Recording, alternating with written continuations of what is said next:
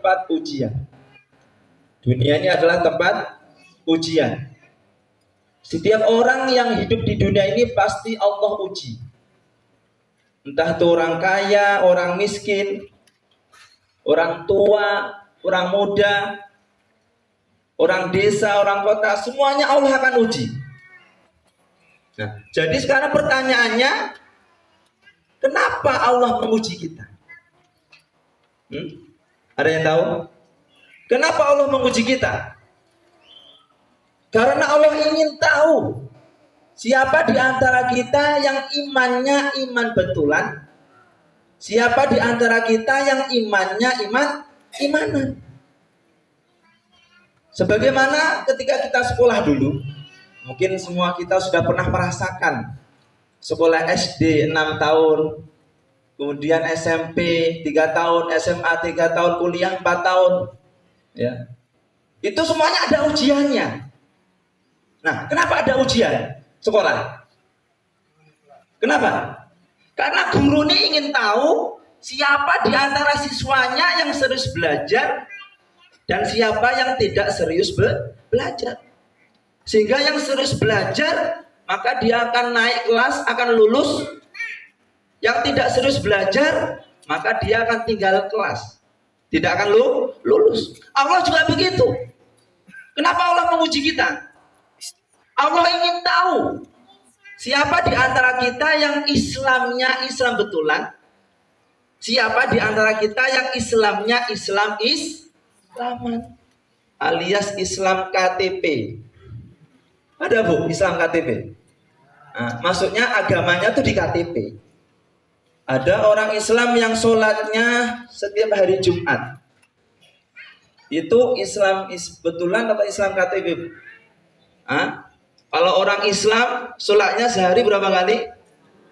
4 atau 5 bu? Oh 5. Ya. Sehari 5. Yang ibadahnya seminggu sekali itu orang apa? Orang Kristen. Berarti kalau ada orang Islam yang ibadahnya setiap Jumat saja, berarti pun orang Islam. Ada orang Islam yang ibadahnya setahun sekali. Idul Fitri, Idul Adha. Itu pun telat. Mas Bu. Sudah setahun sekali telat pula ya. Ini kira-kira orang Islam enggak ini? Ya. Yang namanya orang Islam itu ibadah sholat sehari 5 kali. Jadi Allah menguji kita ini hadirin yang mulia. Allah ingin tahu siapa di antara kita yang Islamnya Islam betulan ataupun Islam. Hadirin yang mulia. Nah, sekarang bentuk ujian yang Allah berikan kepada kita ini bentuknya banyak. Salah satunya Allah menyediakan musuh untuk menguji kita. Hadirin yang mulia, yang musuh yang akan kita hadapi ini sekarang bukan sembarang musuh. Kalau bahasa sekarang mungkin bukan kaleng-kaleng musuhnya ini. Ya. Kenapa saya katakan demikian? Karena musuh kita yang akan kita hadapi ini, dia ini bisa melihat kita, tetapi kita tidak bisa melihat dia. Dia nggak pernah tidur, bu, nggak pernah tidur. Kalau kita, jangankan waktu tidur, waktu ngaji pun tidur. Waktu mungkin pengajiannya tidur. Nggak ada alhamdulillah ya. Siapa tahu ada yang tidur. Siapakah musuh kita itu? Siapa lagi kalau bukan syaitan laknatullah alaihi. Ibu sekalian, jadi musuh kita yang akan kita hadapi gak hanya satu, banyak. Pernah suatu ketika Sayyidina Umar radhiyallahu anhu, beliau berjalan bersama para sahabatnya.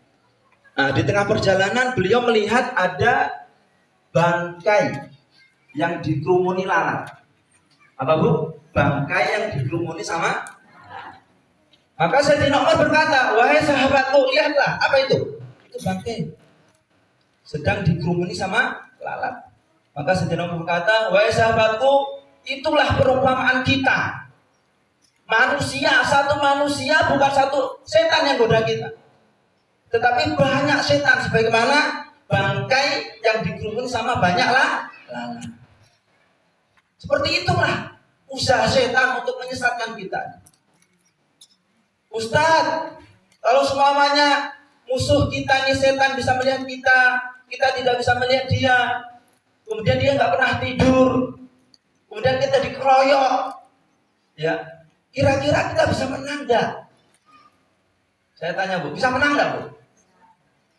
Musuhnya banyak nih, pernah tidur pula, bisa menang nggak kira-kira? Insya Allah bisa, tapi insya Allah nggak cukup. Ya.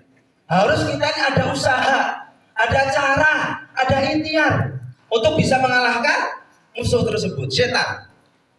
Gimana caranya? Ya belajar. Kita harus cari tahu apa sih, bagaimana sih setan ini untuk menjerumuskan kita, untuk menyesatkan kita.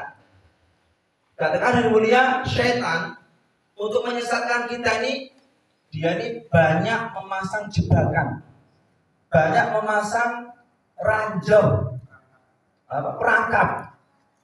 Dan perangkapnya hanya satu, banyak. Sehingga nanti kalau lolos di jebakan yang pertama, mungkin bisa masuk ke jebakan yang kedua.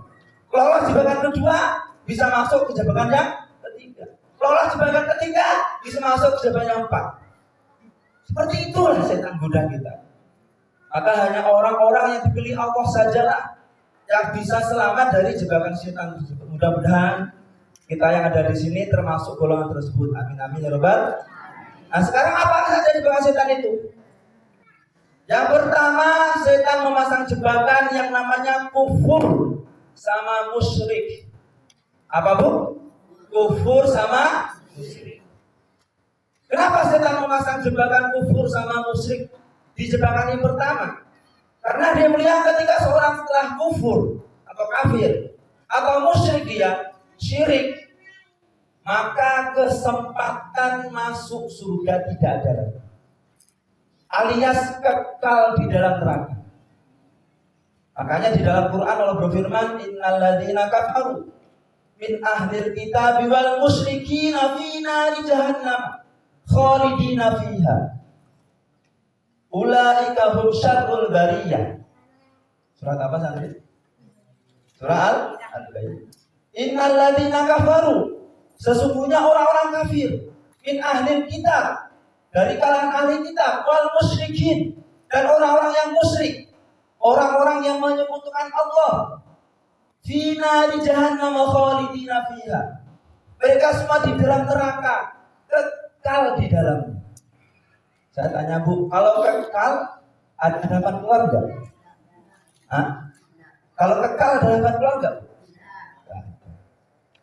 Makanya Imam Ghazali rahimahullah beliau mengatakan, jika seandainya dunia ini penuh dengan biji jagung, Bu, dunia penuh dengan biji jagung, kemudian setiap 1000 tahun sekali diambil sama burung, 1000 tahun sekali diambil satu, 1000 tahun sekali diambil satu, kira-kira dunia yang penuh jagung habis nggak? Habis, lama-lama habis. Tapi entah berapa triliun tahun, pokoknya habis. Tapi selama-lamanya tidak akan pernah habis. Akhirat ada awalnya, tidak ada akhirnya. Itu akhirat. Kalau dunia ini ada awalnya, ada akhirnya. Apa enak? Kematian. Di akhirat ada awalnya, tidak ada akhirnya. Ketika kita dalam neraka, selama-lamanya gak akan gagal keluar. Naudzubillah ini. Hati-hati Bu dengan jebakan setan yang pertama ini, kafir ataupun syirik. Bahkan di dalam ayat yang dikatakan, innahu man yusyrik billah faqad harramallahu alaihil jannata wa ma'wahun nar wa ma lidh-dhalimin min ansar.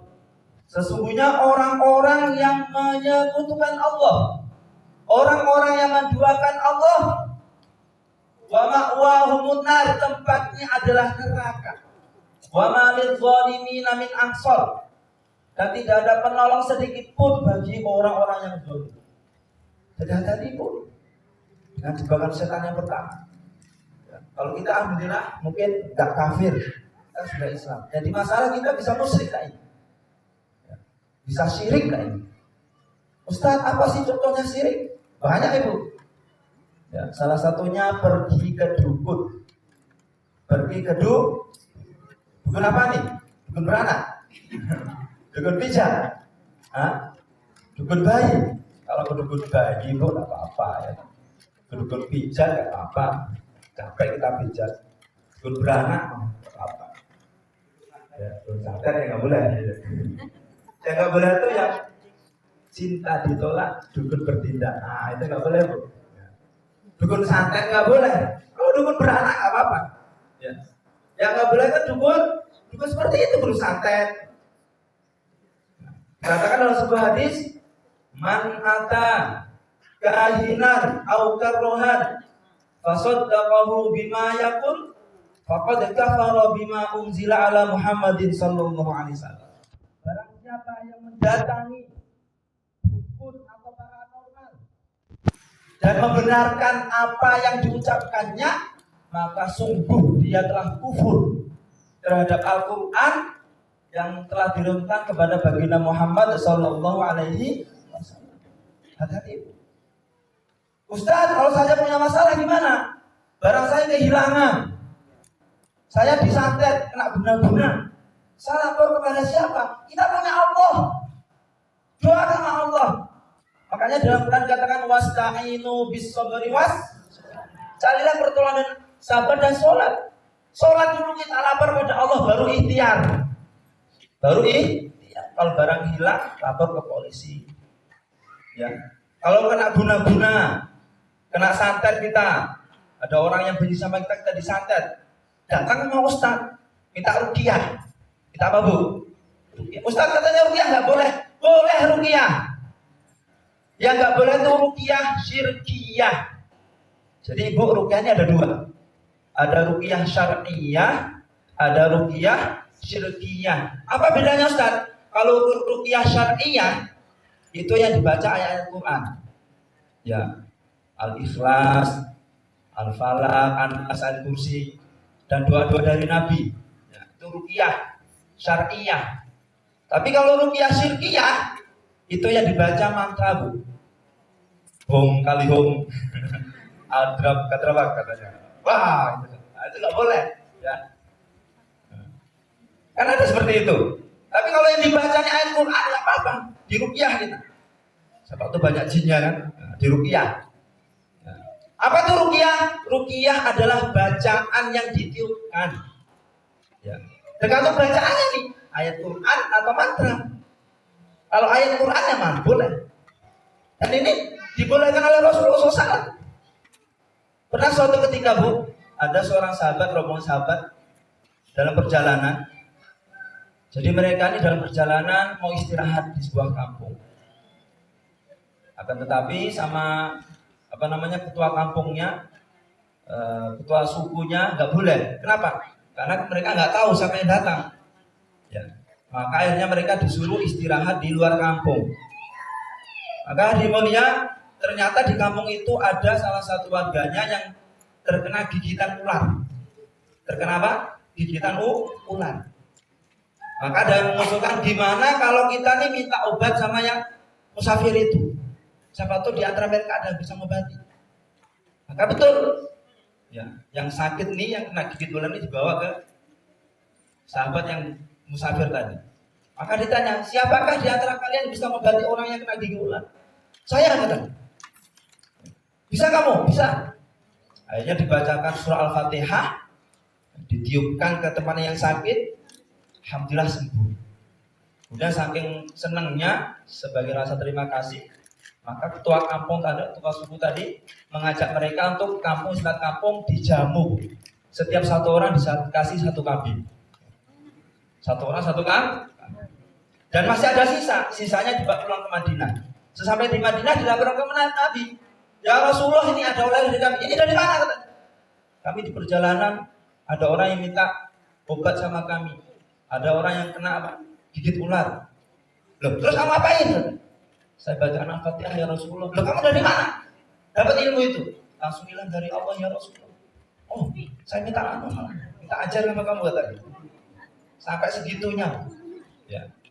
Jadi nggak apa-apa kalau kita minta ruqyah, asalkan bacaan yang diruqyah betul. Ayat Quran nggak masalah.